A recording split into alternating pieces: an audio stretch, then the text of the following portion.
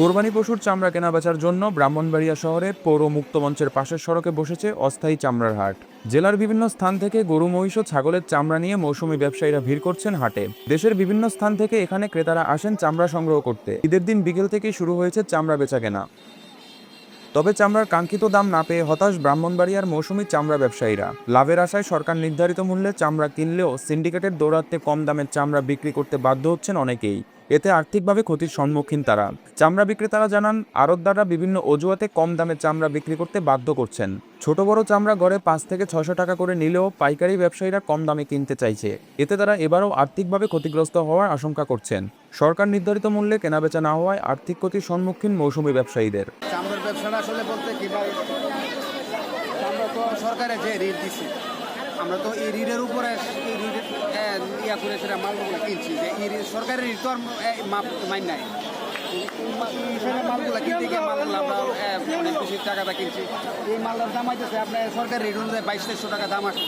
মালায় বলতে পারে আপনার 700-800 টাকা, 1000 টাকা। রোমানো চামড়া দিচ্ছে 400-500 টাকা। তো কাঁচা মাল কিনলে একবারে ওই টাকায় বিক্রি করবে। তাহলে এখন তো যারা কিনছে এরা তো এই টাকাটা পাইতেছে না, লসের যেতেছে। আর আমরা যে ব্যাপারীরা আমরা কিনে রবন লাগাই, শুধু 500 টাকা কিনি, 300 টাকার ভিতরে খরচ আছে করে 800 টাকা পরে, তাহলে আমরা বিচ্ছে কয় টাকা লাভ করবো?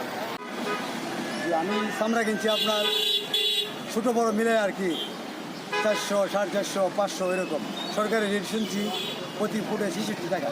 এই কথা শোনার পরে আমি নির্ভরশীল হয়ে এই চামড়া, প্রত্যেকটা চামড়া পার পিস 400, 500 এরকমভাবে কিনছি।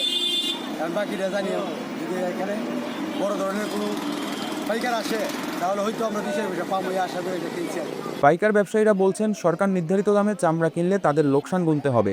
এখানকার চামড়ার মান ভালো না হওয়ায়, পাশাপাশি লবণযুক্ত না হওয়ায় কিছুটা কমেই কেনা হচ্ছে। যে রিটটা দিছে সরকার, এই রিটটা যাতে কিনে, আমরা ঈদের আগেও মাল বিকেছি 30 টাকা 35 টাকা ফুট। ওখানে আমরা কি করে আমরা 60 টাকা ফুট কিনি। এরপরে আর কইলো মালের মধ্যে আছে করোনা, এই করোনা মালের 30% বাদ করে থাকা। যখন বাদ করাতে আমরা কত করে ফুট কিনছি, আমরা 400-500 এভাবে মাল কিনতে 400-500 কিনলেও আমরা মাল 800 টাকা পড়তে পারে। মানে কোম্পানিরা দাম দিবে 400, 450, এবং 40% বাদ দিব। এরা আমরা নিজেরও 20% বাদ দিই, আর হেরও 20% বাদ দিই। এবার আমরা টাকা পাই না, টাকাও বাকি, আর নগদ দেখলে আমরা বুঝি শেষ। মৌসুমী ব্যবসায়ীদের স্বার্থ রক্ষায় সংশ্লিষ্টরা তৎপর হবেন, এমনটাই প্রত্যাশা সকলের।